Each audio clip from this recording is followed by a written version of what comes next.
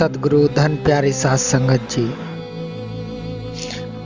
एक बार महाराज जी कृपाल सिंह जी सत्संग कर रहे थे कि एक कोबरा वहां प्रकट हो गया। 200-300 लोग वहां बैठे थे। कोबरा अपना फन फैलाकर स्टेज के पास आया और महाराज जी के सामने बैठ गया। लोग सचेत हो गए। महाराज जी ने कहा, क्या हुआ? अगर एक सांप आ गया है उसे यहीं पर रहने दो। और महाराज जी ने अपना प्रवचन जारी रखा। जैसा हुक्म मिला लोग चुपचाप बैठ गए। सांप वहां करीब 1.5 घंटे तक बैठा रहा और महाराज जी की ओर देखता रहा। जब प्रवचन समाप्त हुआ, सांप चुपचाप किसी को नुकसान पहुंचाए बगैर वहां से निकल गया। लोगों ने कहा, हमें उसे मार देना चाहिए, परंतु क्यों? उसने किसी को नुकसान नहीं किया और तुम उसे क्यों मार रहे हो? यदि तुम इनसे प्यार करोगे तभी उस प्रभु से प्यार मिलेगा।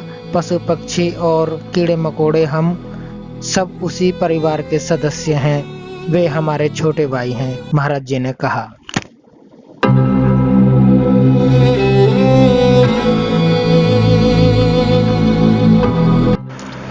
महाराज जी हमेशा अपने शिष्यों को कहा करते थे, खुश रहो। वे अपने बच्चों को खुश और मुस्कुराता हुआ देखना चाहते थे। एक समय आश्रम की ड्यूटी पर महाराज जी लड्डू प्रसाद के रूप में दे रहे थे। कमरा लोगों से भरा था। सबसे पहले उन्होंने सबसे समीप की पंक्ति में प्रसाद दिया।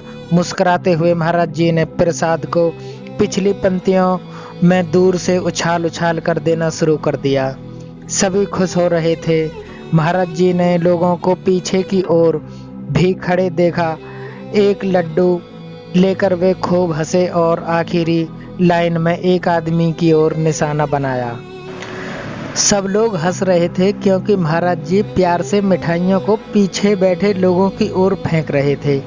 अचानक एक आदमी ने जब महाराज जी की ओर मिठाई फेंक रहे थे, सिर घुमाया। लड्डू उसके सिर में लगा। वह आदमी हंसने लगा और बाकी भी सब हंस पड़े।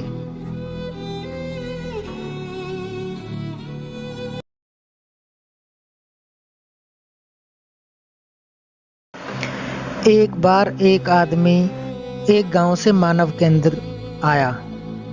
एक कुत्ता उस पर भौंकने लगा और उसे काटने को दौड़ा। वह चिल्लाया, परंतु सब और जंगल ही जंगल था और कोई उसको सुन नहीं सकता था।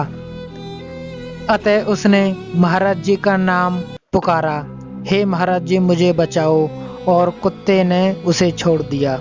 वह आदमी आधे घंटे से सहायता के लिए पुकार रहा था।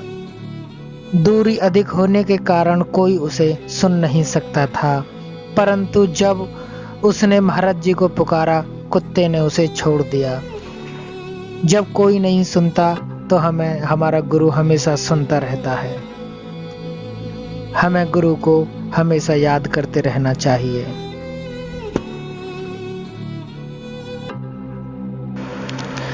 कृपाल सिंह जी का बचपन चमत्कारों से भरा था। एक स्थान पर बैठे बैठे ही वे दूसरे स्थान पर हो रही घटनाओं के विषय में बता देते थे।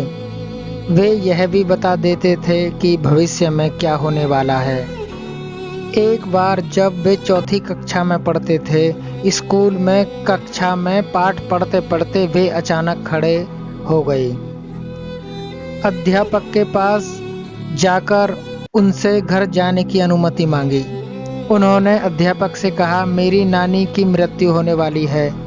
अध्यापक इससे संतुष्ट नहीं हुए और बोले, यह बड़े आश्चर्य की बात है कि यहाँ बैठे बैठे तुम अपने घर में अपनी नानी को मरते हुए देख रहे हो। यह सब तो पीर पैगंबर ही बता सकते हैं। तुम चुपचाप बैठकर अपना पाठ याद करो। अध्यापक ने मुश्किल से यही कहा था कि कृपाल के घर से एक संदेश वाहक उन्हें लेने आ गया ताकि वे अपनी नानी जी के अंतिम क्षणों में उनके साथ रह सकें। अध्यापक और छात्र आश्चर्यचकित होकर एक दूसरे को देखते रह गए।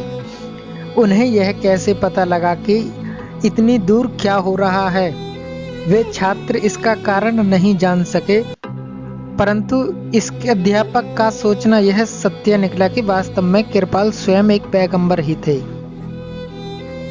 जिन्हें भूत, भविष्य और वर्तमान के विषय में जानकारी होना प्राकृतिक